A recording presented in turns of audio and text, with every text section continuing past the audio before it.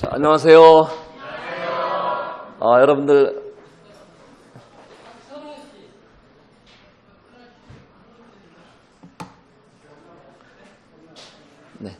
여러분들 만나 뵙게 돼서 정말 반갑습니다. 보고 싶었고요. 전 정말 청년들을 좋아합니다. 왜냐하면은 청년들은 그 희망이 있어요. 희망이. 먼저 제 인사를 드리겠습니다. 저는 최근민 형제입니다. 2001년에 네팔에 선교사로 나가서 지금까지 주님을 네팔에서 섬기고 있습니다. 우리 비전팀으로 네팔에 다녀간 친구들은 저를 잘 아리라 생각합니다. 모두 반갑고요. 청년들은 참 좋은 시기입니다. 나이가 젊어서만이 아니라 아까 말씀드린 대로 무엇을 담느냐에 따라서 그 그릇에, 여러분 마음의 그릇에, 여러분들 생각의 그릇에 무엇을 담느냐에 따라서 그런 사람이 될 수 있기 때문입니다. 어른들은 죄송하지만 좀 싫어해요. 왜냐하면은 어른들은 무엇을 배웁니다. 그리고 경험합니다. 그러면은 그것이 고정돼요. 그래서 그것 외의 것은 조금 어려워합니다. 저도 이제 50대예요.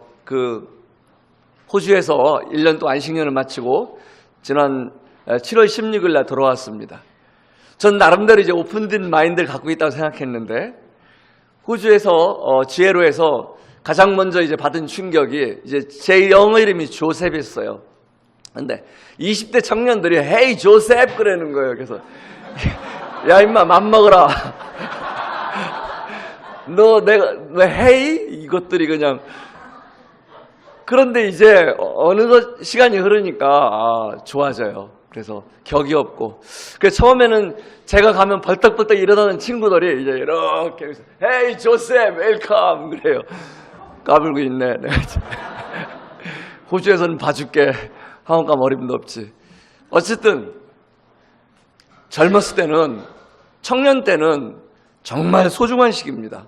그런데 너무 안타까운 것은 이 청년의 시기에 정말 소중한 것들을 골라서 담아도 시간이 모질란데 여러분들 이놈은 경쟁, 이 경쟁 때문에 너무나 여러분들 마음과 생각이 온통 빼앗기고 있다는 거예요. 어쩌면은 태어날 때부터 경쟁의 시대에 태어나서 여러분들이 원튼 원치 않든 엄마들은 부지런히 발품을 팔아서 지금 이제 좋은 유치원에 보내야 되고요. 좋은 초중고에 보내야 되고 좋은 대학에 보내야 되고 군대도 그렇죠. 남자들 군대 가는 것도 경쟁이에요. 요즘은 군대를 끌려가는 게 아니고 군대를 가려면은 재수를 해야 돼요. 1년 이상 기다려야 되죠. 취직 어떻습니까? 얘기 끊으지도 마세요. 맞아요. 그렇게 힘들고 또 취직하면 다 끝난 줄 알았는데 내 짝은 어디에 있는지 도무지 보이질 않아요.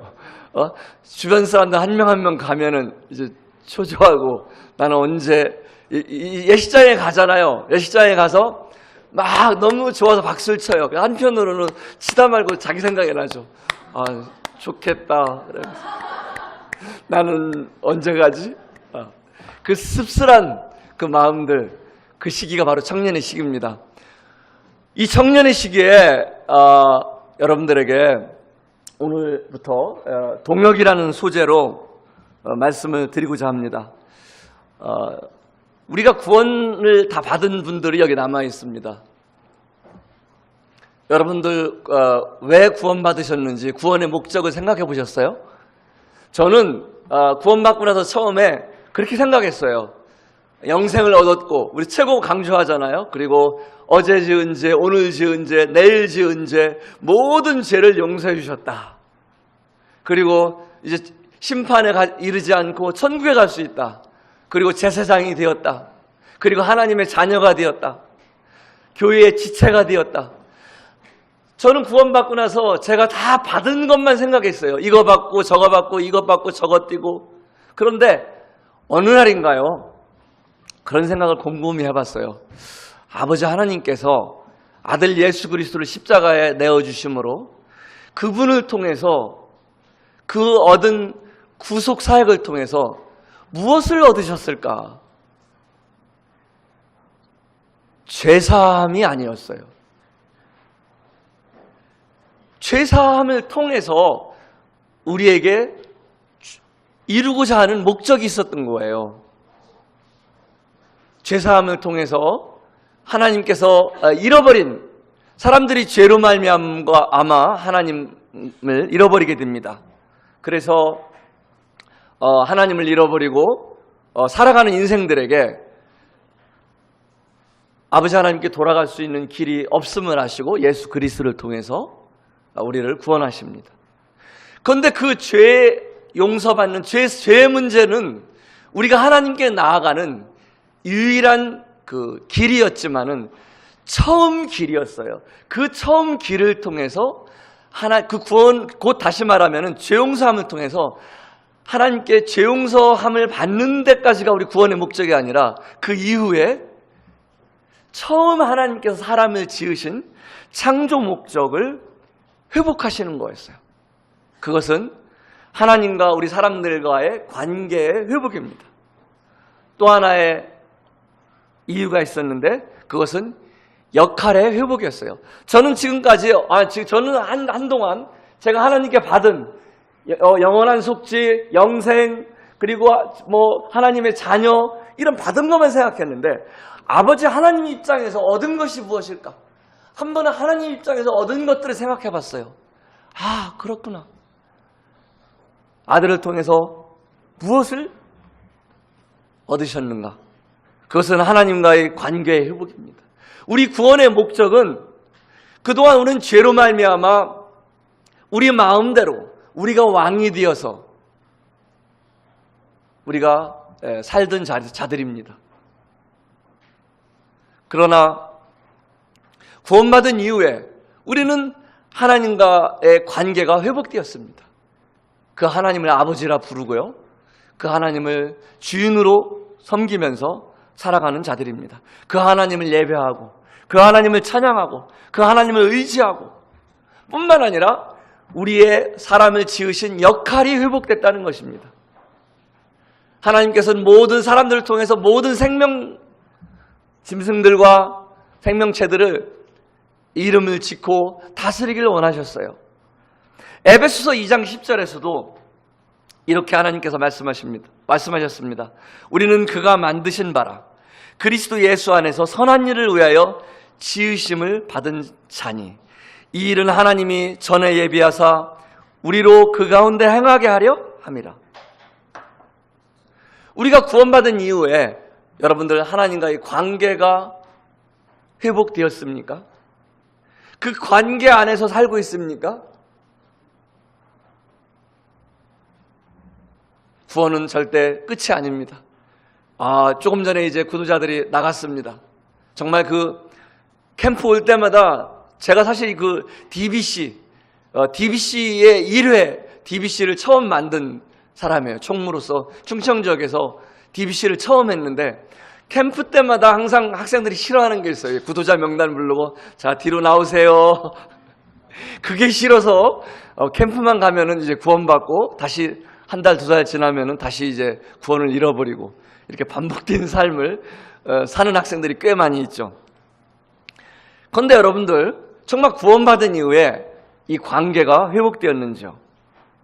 그 하나님을 그렇게 섬기고 계십니까? 그리고 여러분들 그 하나님께서 여러분들 구원하신 하나님께서 아들을 통해서 구원하신 하나님께서 여러분들을 통해 하시고자 하시는 그 선한 일들 그 일들을 지금 하고 계십니까? 고린도전서 3장 9절에서는 우리는 하나님의 동역자들이요 너희는 하나님의 밭이요 하나님의 집이니라 라고 말하고 계십니다.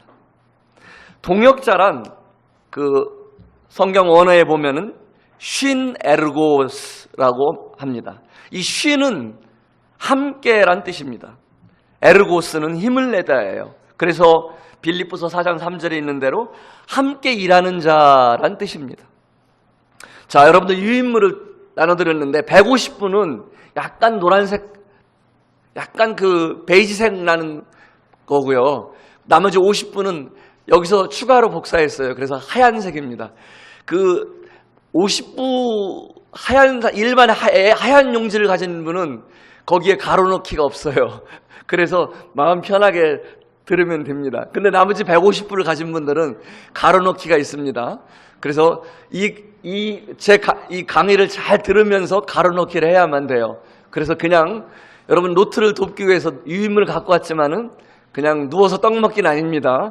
잘 들으면서 틈틈이 가로넣기를 해야만 됩니다. 이 쉰 에로고스, 함께 일하는 자다. 그래서 저희가 이번 주제를 저는 기도하면서 왜 위대한 동역이라고 했는지 아세요? 우리 같은 사람이, 나 같은 사람이 하나님과 동역할 수 있다는 거 어떻게 생각하세요? 정말 대단하지 않아요? 이거 정말 위대한 일이에요. 있을 수 없는 일이에요. 아니 뭐 제가 노예로서 아니면 종으로서 한다면 몰라도 그 높으신 그 크신 하나님과 저 같은 사람이 우리 같은 사람이 동역할 수 있다는 거는 이거는 너무 정말 송구스러운 일이에요. 너무 염치없는 일이고요. 그런데 하나님께서는 우리 같은 사람을 쓰시길 원해요. 그래서 우리가 하나님과 동역한다는 것은 이거는 위대한 동역이에요. 그리고 두 번째 동역의 의미는 사람들과 같이 일하는 의미가 있어요. 첫 번째 의미는 하나님과 같이 일하는 의미, 두 번째 의미는 사람들과 같이 일하는 의미가 있어요. 우리 사람들 어때요? 저는 아내와 함께 지금 28년을 살았습니다. 결혼 후에. 28년을 살아도 아직도 제 아내 마음을 모르는 게 있어요. 저희는 이제 아들이 한 명 있어요. 저는 이제 지금은 아니지만 저는 육식을 좋아했어요. 그래서 제가 선교 나가기 전에는 직장생활 하면서 야 오늘 외식하자 그러면은 저는 이제 은근히 고깃집에 가고 싶어해요. 근데 저희 아내는 이 생선을 좋아해요. 좀 비싸죠 값이. 그게 문제예요. 주로 회 이런 거 회. 저는 그런 걸 충남 공주에서 태어나서 먹어본 적이 없어요. 비린내 나는 걸 잘 안 먹어요. 그러니까 고기 명절 때만 먹었으니까. 근데 저희 아들은 퓨전, 피자 이런 거, 스파게티 이런 걸 또 먹으러 가자고 그래요. 식사를 하자, 야, 외식하러 가자 그러면, 이야 하는데, 이제, 그때부터 싸움이 시작되는 거예요. 맨날 아빠는 고깃집만 가자.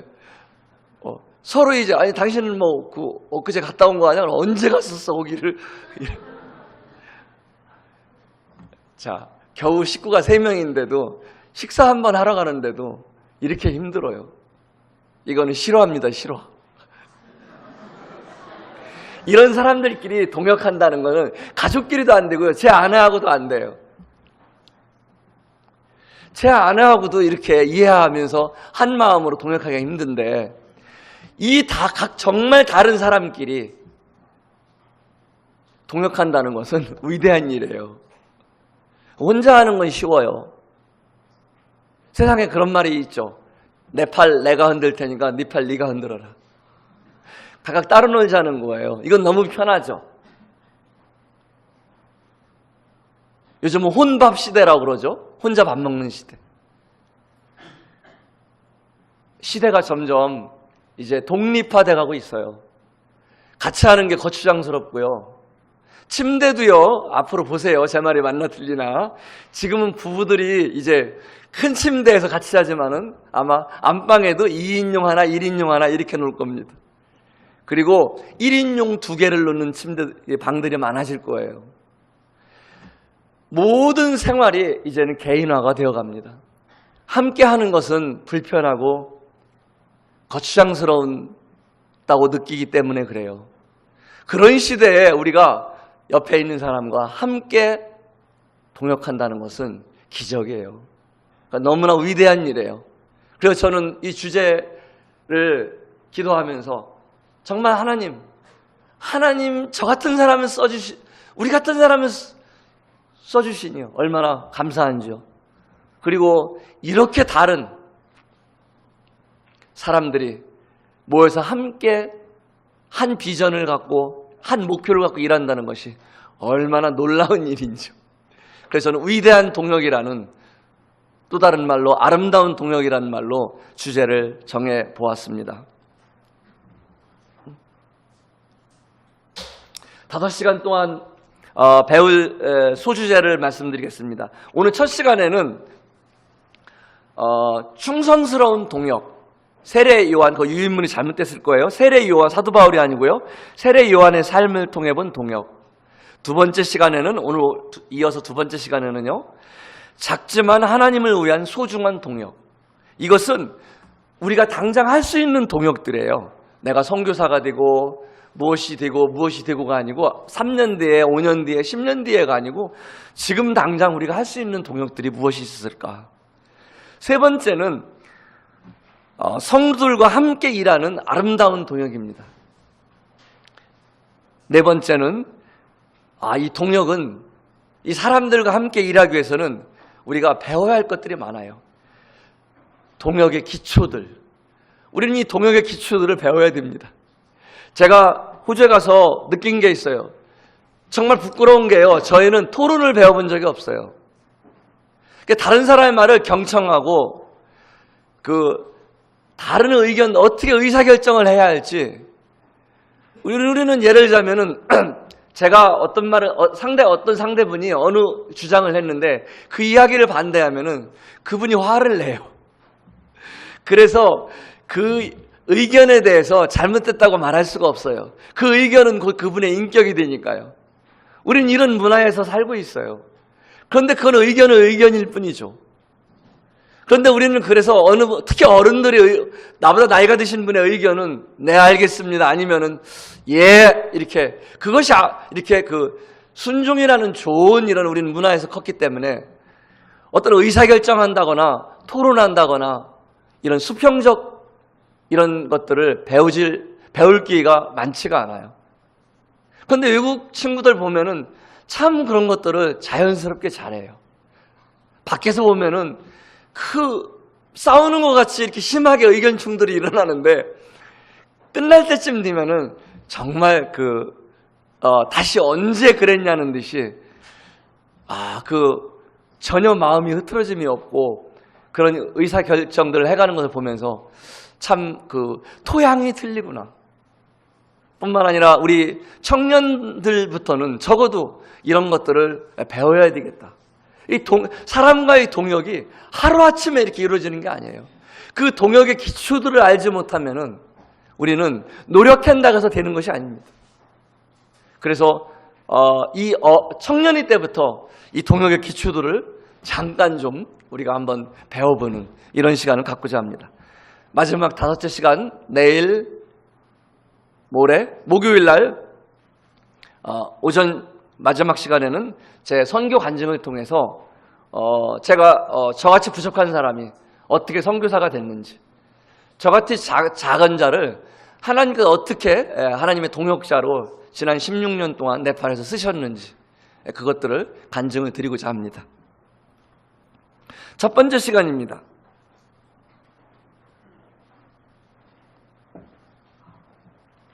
세례 요한. 이 세례 요한은 제가 충성스러운 동역자라는 제목을 붙여봤어요. 이 세례 요한의 삶을 살펴보면은 첫 번째로는 그 신랑의 친구로서의 삶을 살았습니다. 요한복음 3장 26절에 선생님과 함께 요단강 저편에 있더니 곧 선생님이 증언하던 이가 세례를 베풀매 사람이 다 그에게로 가더이다. 어떤 상황이냐면요, 예수님이 오시기 전에 세례 요한이 침례를 베풀었습니다. 세례를 베풀었습니다. 그랬더니 많은 사람들이 세례 요한에 왔었는데 이제는 예수님이 오시니까 여기 오던 사람들이 다 뭡니까? 예수님한테 가는 거예요. 여러분들 생각해 보세요. 그런 상황이 벌어진다면 어떻겠어요? 내가 막 무엇을 하고 있는데 그동안 여기에 북적북적한 하던 사람들이 어느 순간에 다른 쪽으로 다 가려는 거예요. 그리고 여기가 텅 비는 거예요. 그럴 때 어떻게 했어요? 우리 청년들은 기분이 좋겠어요? 속상하겠죠? 예. 겉으로는 뭐 괜찮아요 그러지만 속으로는 열받겠죠. 세례 요한은 그렇게 고백했어요. 자신을. 나는 친구다. 친구로서 나는 기뻐한다. 그는 흥하여야 되겠고 나는 쇠하여야 되리라. 주님으로 인해서 기뻐하는 삶을 세례 요한은 실천했습니다. 누가 주인공인가? 우리가 살아가면서요, 우리 자신을 한번 살펴볼까요? 우리 삶의 주인공이 누굽니까? 우리는 때로는 저 자신이라고 생각합니다. 여러분들, 주인공을 분명히 알아야 돼요. 예식장에 갔는데요, 예식장 많이 가잖아요. 이제요. 아직 많이 간 건 아니고 여기 이제 조금 나이 되시는 분들은 예식장에 가기 시작하잖아요. 그죠? 가보면 친구들이 막 가죠. 그런데 신부보다도 친구가 더 화사하게 입고 친구가 더 예쁘고 더 막 이 주목받고 그 신부의 손님들이 가서 다 환영해 줘야 하는데 친구들한테 막 그 하객들이 가면 어떻게 되겠어요? 신부가 드레스 벗고 싶을 거예요. 야, 네가 입어 차라리. 나 다음에 갈게. 우리도요, 우리가 살고 있지만 이 땅을 우리의 삶을 통해서 정말 여러분 예수님을 주님으로 섬기고 있습니까? 나의 삶으로 인해서 주님으로 인해서 나의 삶 가운데 여러분 기뻐할 수 있어요?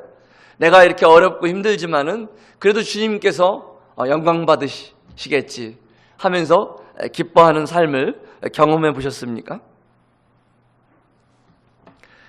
세례 요한은 주님을 친구라고 표현했습니다. 사실 동역에 가장 무서운 적이 있는데 경쟁의식과 열등의식입니다. 오늘날 사회가 여러분들에게 경쟁의식을 심어줬어요. 지금 어느 정도냐면요, 모임에서도요, 여러분 이거는 청년들 이야기가 아니에요. 어른들 이야기예요. 어른 형제자매님들이 개인 사업 하시는 분들이 모임에 있어요. 개인 사업 하시는 분들이 굉장히 어려워요. 지금 각 모임들에서 일부를 제외하고는. 그런데 그분들이 생각할 때 또 이제 어떤 공직에 있는 형제자매님들이 있어요. 그러면은 공직에 있는 형제자매님들이 강단에 가서 이렇게 막 말씀을 전하면은 개인 사업 정말 힘들게 사는 개인 사업 하시는 형제님들은 이 마음이 풀이 죽으셔서 한숨을 쉬셔요. 저 형제님은 우리 가정의 삶을 알까? 우리 가정의 삶을 살아봤을까? 이렇게 생각을 하는 거예요. 이 정도로 교회 내에서도 빈익빈 부익부차가 나고 있는 시대에 살고 있어요. 사회 얘기가 아니에요. 우리 모임 내에서도. 우리가 한 형제요, 한 자매요, 매 주일날마다 안녕하세요 자매님, 형제님 인사하면서도 정말 뒤돌아서면은 이런 마음을 끓이는 이런 시대에 살고 있습니다. 이런 사회에서 정말 우리 경쟁의식은 우리가 얼마나 깊숙이 자리 박혀 있는지 몰라요. 그래서 이 경쟁의식은 무엇을 유발합니까? 이기심을 유발하는 거예요. 그 다음에 독립심을 유발하고요. 자기 스스로 자기를 위한 삶을 살게 됩니다. 자기를 위한 삶만 살다 보면은 여러분 하나님을 찬송할 수 있겠어요? 불가능하죠. 3교대 하면은 월급이 320만 원이 나오는데 주일날 2교대 하니까 뭐 260만 원밖에 안 나옵니다. 그래서 저는 3교대 포기하고 2교대로 가겠습니다. 제 삶이 좀 쪼들리겠지만은 주님 제 삶을 통해서 기뻐하실 겁니다. 이런 신앙의 믿음으로 살아가는 거예요. 아무도 못 알아주죠. 아무도 안 알아줘요. 사람들은 몰라요. 그러나 하나님 앞에서 그런 자세로 살아가는 게 바로 내가 주인공이 돼서 내 마음대로 살아가는 것이 아니라 나를 통해서 주님이 영광 받으시는 그런 삶을 살아가는 것입니다. 세례 요한은 또한 전도의 삶, 예수님의 길을 준비하는 삶을 살았습니다. 그것은 전도의 삶입니다. 마태복음 11장 10절에 그가 내 길을 내 앞에 준비하리라. 세례 요한의 주요 메시지는 회개하라 했어요. 천국이 가까웠느니라. 그리고 예수님 오셨을 때 보라 세상 죄를 지고 가는 하나님의 어린 양이로다. 예수님을 지목했어요. 마태복음 24장 14절에는 이 천국 복음이 모든 민족에게 증언되기 위하여 온 세상에 전파되리니 그때야 끝이 오리라. 요한복음 14장 6절에서 내가 곧 길이요 진리요 생명이니 나로 말미암지 않고는 아버지께 올 자가 없느니라. 우리도 동일하게 세례 요한과 같이 길을 전하는 사람들입니다. 그것은 주님의 재림을 준비하는 삶이고요. 그것은 우리가 복음을 전하는 전도의 삶입니다. 우리가 전도하면은요, 어떻게 우리가 전도의 삶을 살 수 있을까요? 많은 사람들이 그래요. 요즘요? 전도해도 안 들어요. 맞아요.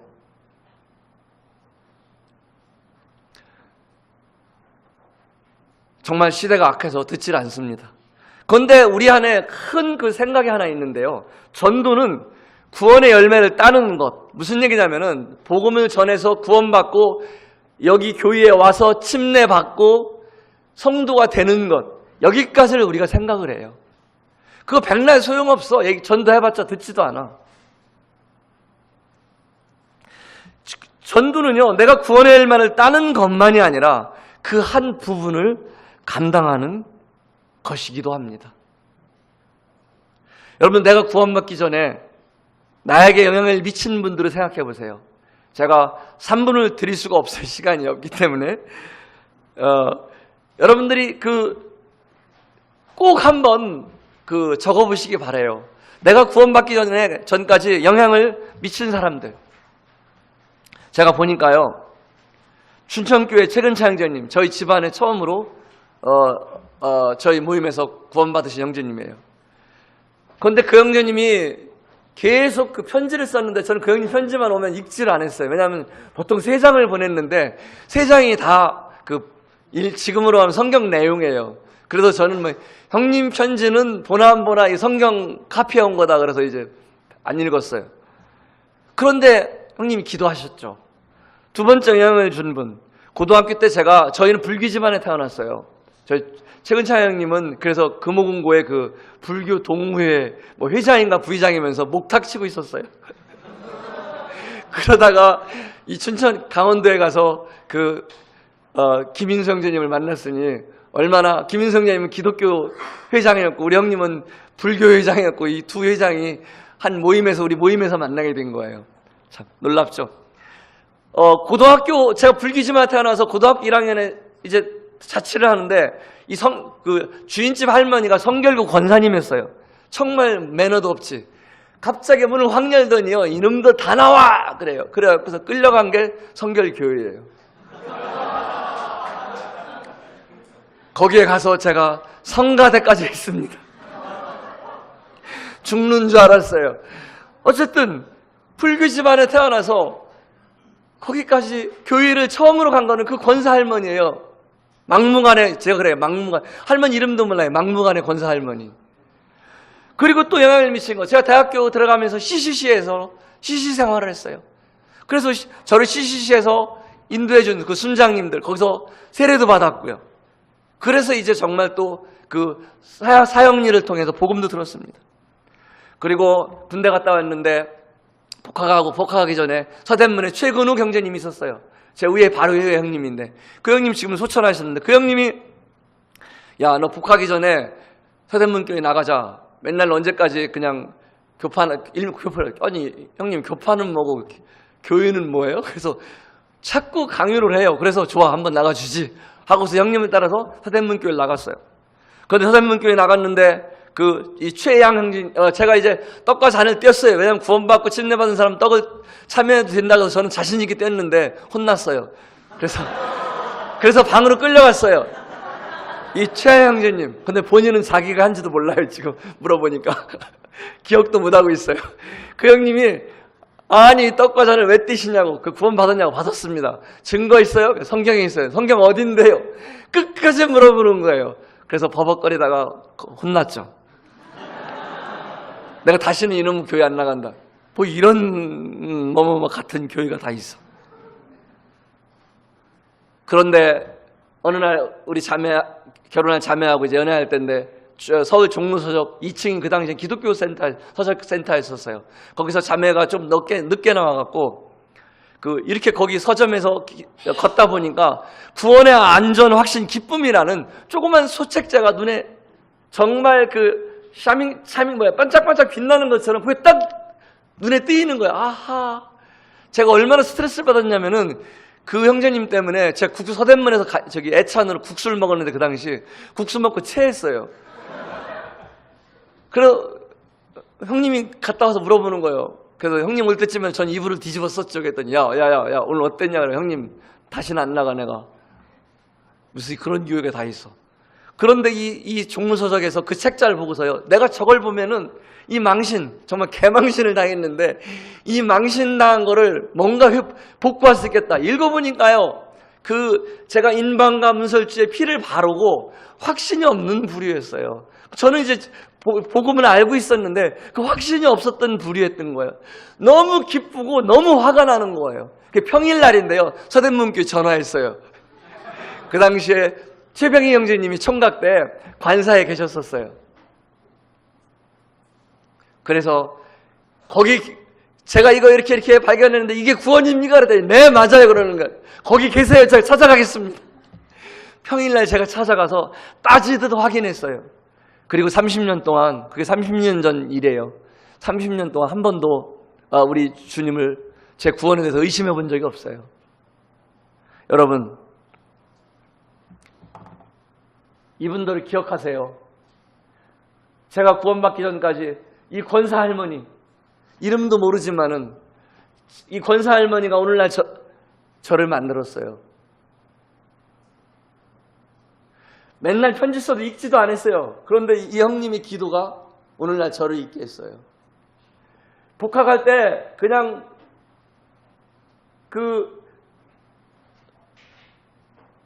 교회로, 서대문 교회로 인도했던 형제님이 또 제가 구원받았는지 강하게 확인했던 그 형제님이 정말 이 조그만 소책자 하나가 얼마나 많은 사람들과 많은 것들이 제가 구원받는데 기여를 했습니까?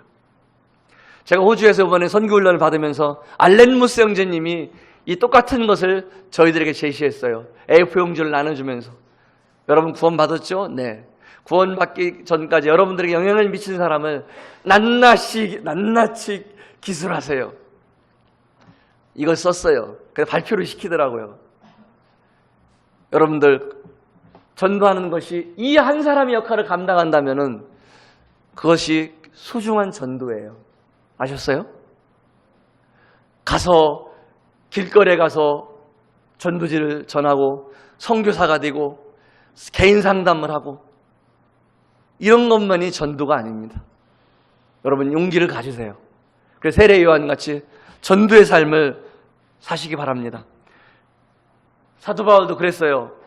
심는 이나 물 주는 이가 아무것도 아니요 오직 자라게 하실 하나님이라. 나는 사도 바울은 심었고 아볼로는 물을 주었으되 오직 자라게 하신 것은 하나님이시라. 우리는 심는 사람이 될 수 있고 물을 주는 사람이 될 수 있고 각각 파트가 있습니다. 각각 파트 그 부분들을 맡아줄 때 우리가 자기의 일한 대로 자기의 상을 받을 것입니다.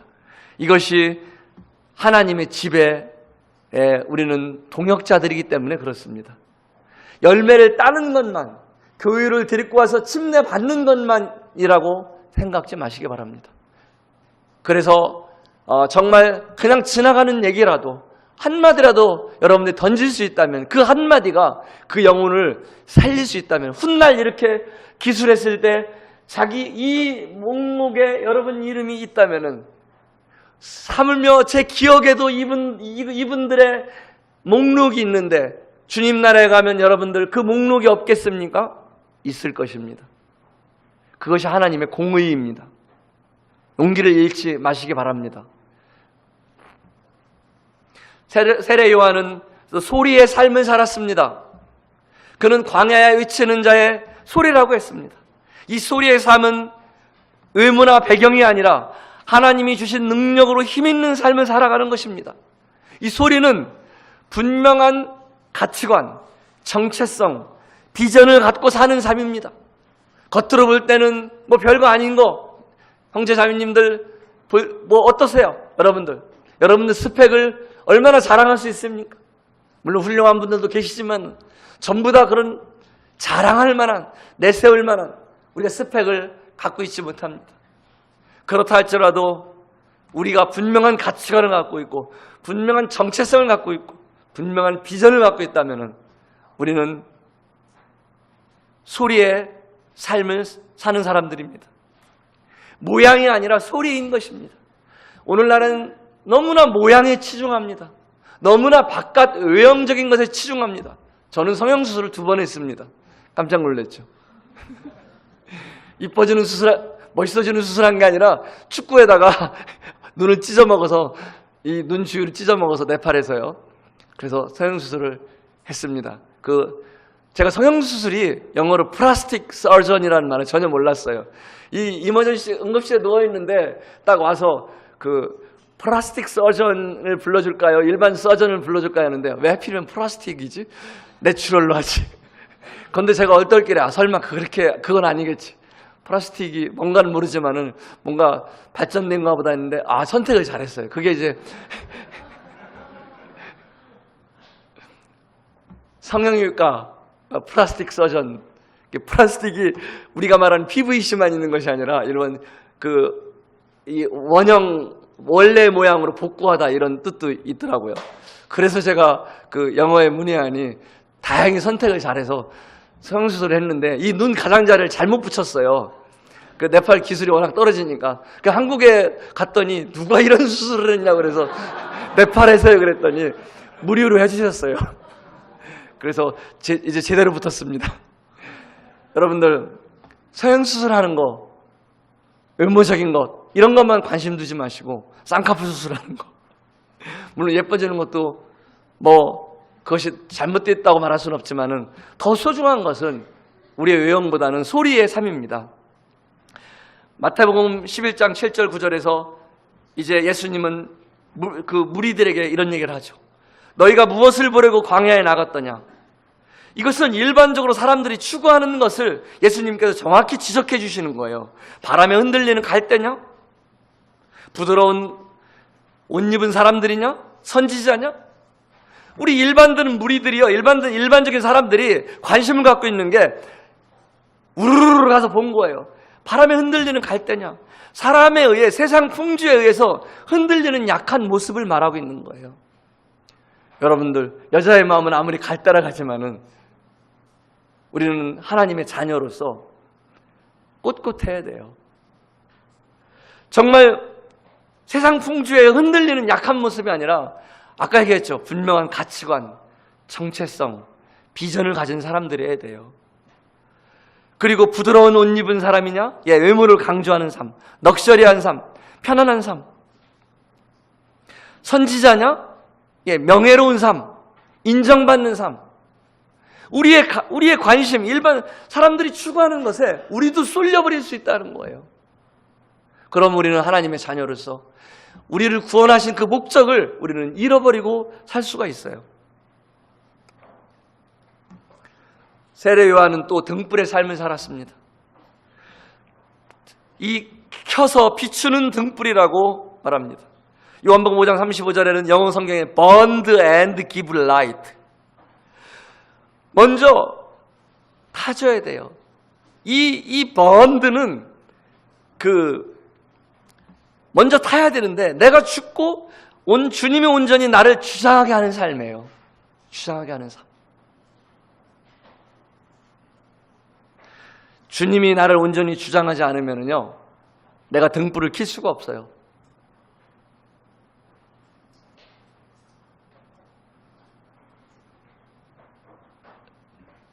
이 등불은 어두울수록 빛이 나고 이 빛은 길을 잃은 영혼들에게 등대와 같습니다. 제가 일본에 방문할 때였어요. 일본에 한 5분, 6분 형제님들하고 방문해서 다른 방문지로 이제 이동을 하고 있는데 중간에 가다 햄버거 집에 들렸어요. 아주 외딴 곳에 있는 휴게소였는데 주인집 아주머니가 한 분이었어요. 그래서 6명인가 7명인데 햄버거 7개를 시키니까 정말로 시간이 늦게 오래 걸리더라고요. 그 40분, 30분이 넘어갔어요. 그러니까 그런데도 저희는 뭐 계속 교제하면서 그냥 즐겁게 이렇게 있었어요. 그랬더니 그 주인 아주머니가 도대체 죄송하지만은 손님들은 무엇을 하시는 분들입니까? 이제까지 제가 이렇게 영업을 하면서 손님들 같이 환하고 즐거워하시는 저 말고 다 일본 사람들이니까 일본 분들을 처음 봤다고 그래요. 그러니까 그랬어요. 그 얘기를 통역을 제가 들어서 바로 그랬어요. 우리는 크리스찬입니다. 그러십니까? 저도 사실은 주일학교를 나갔었는데 집에서 반대를 해서 못 나갔어요. 너무 정말 여러분들 그 모습이 정말 귀해 보입니다. 제가 잃어버렸던 그게 확 생각이 난다고 그래요. 그래서 제가 장로님한테 그랬어요. 형님, 이 근처 모임 어디예요? 빨리 주소 적어주세요. 주소 적어주고요. 그분을 소개해줬어요. 그분이 교회 나갔고요. 지금도 교회 열심히 나가고 있어요. 우리 모임에. 제가 일본에 갔을 때 형님들이 뭐라고 그런지 아세요? 우리 일본 사람들은 복음 안 듣습니다. 길거리에서 전도하면은 불법입니다. 방문하려면 예약하고 가야 됩니다. 고발당합니다. 그냥 가면은. 그리고 구원받아 침례받을 때까지 3 내지 5년이 걸립니다. 한국 사람들은 너무 정말 감정적으로 이렇게 빨리 구원받으시는 것 같아요. 근데 제가 그랬어요. 다 그럴까요? 우리 간증이 중요한 거예요. 이만큼. 복음 한마디도 안 전했어요. 그냥 즐겁게 약간 불편한 것 감내하면서 거기에 포커스 안 맞추고 그 6, 7명이 교제했어요. 너무 즐겁게 우리가 모습 보고서 한 영혼이 오늘 되찾았어요. 일본에 가서 복음 집회도 안 했는데 이동하는 중에 한 영혼을 살렸습니다. 아멘? 우리는 그렇게 할 수 있어요. 이 세례 요한 저 멀리 있는 저 가물가물한 영웅 같은 그런 것이 아니라 정말 우리도 할 수 있는 것들을 저는 지금 집중적으로 말씀을 드리고 있습니다. 세례 요한은 또 겸손한 삶을 살았습니다. 그는 고백했습니다. 나는 우리 주님의 신발끈 풀기도 감당치 못할 사람입니다.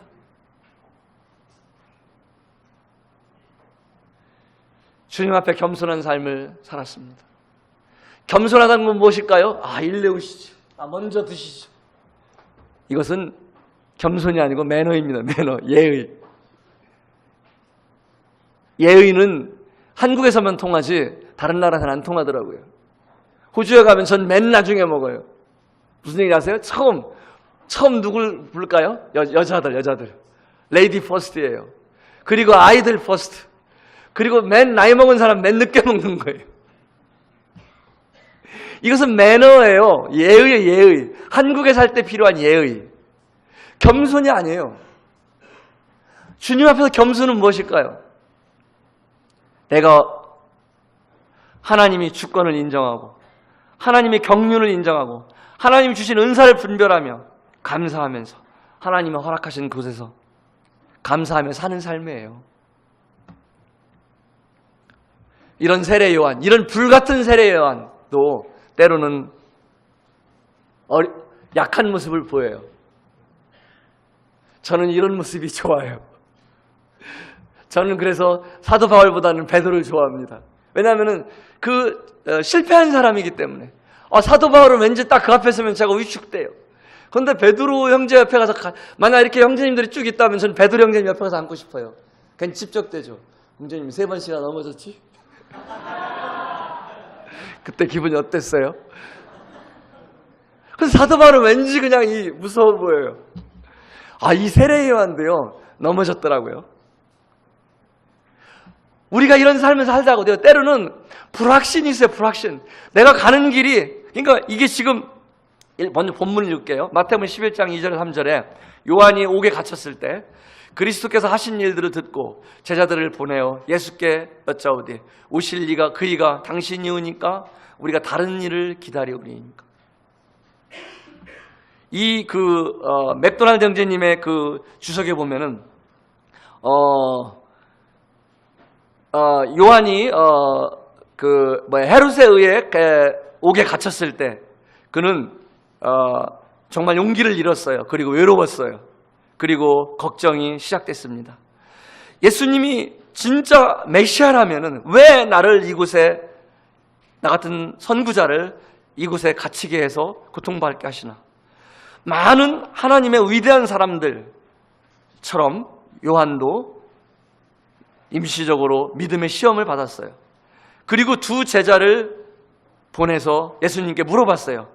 정말 당신이 선지자가 약속한 그분입니까? 아니면 제가 다른 기름 부은 자를 기다려야 됩니까? 우리도 때로는 우리의 신앙의 길을 가다가요, 이 길이 정말 맞는 길인지 불확실한 때가 있어요. 내가 가는 길이 정말 맞는 길인지. 여러분, 너무 실망하거나 좌절하지 마시고요. 정말 그곳에서도 꼭 주님을 찾으셨으면 좋겠어요. 저는 그 찬송을 좋아합니다. 하나님 실수하지 않으신다. 지금은 내가 볼 수 없는 것이 너무 많아서 너무 멀리 가물가물 아른거려도 운명이여 오라 나 두려워 아니하라. 만사를 주님께 내어 맡기리 차츰차츰 안개는 거치고 하나님 지으신 빛이 뚜렷이 보이리라. 가는 길이 온통 어둡게만 보여도 하나님은 실수하지 않으신다네. 이 하나님을 믿으십니까? 예. 세례 요한은 죽었지만은 그 죽음과 우리의 관점 차이가 있습니다. 세례 요한은 죽었지만은 너무나 억울하게 뱀을 당했지만은 그것은 미션의 완성이었습니다.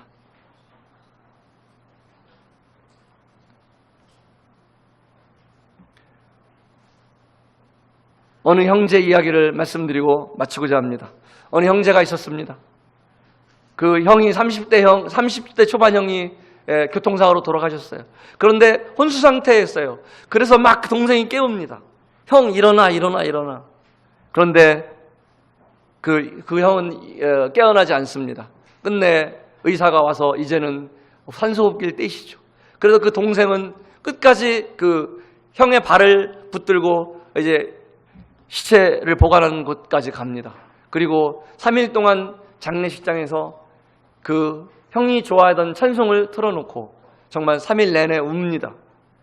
그런데 마지막 장지에 가서 그 형의 시신을 묻을 때 그 장지 사회를 본 한 형제님이, 장로 형제님이 이 말씀을 보셨습니다. 예루살렘 여자들아 내가 너희들에게 부탁한다. 나의 사랑하는 자가 원하기 전에는 흔들지 말며 깨우지 말지어다. 그 사랑하는 자를 의지하고 거친 들에서 올라오는 여자가 누구인고 너를 인하여 내 어미가 신고한 너를 낳은 자가 애쓴 그곳에 사과나무 아래서 내가 너를 깨웠노라.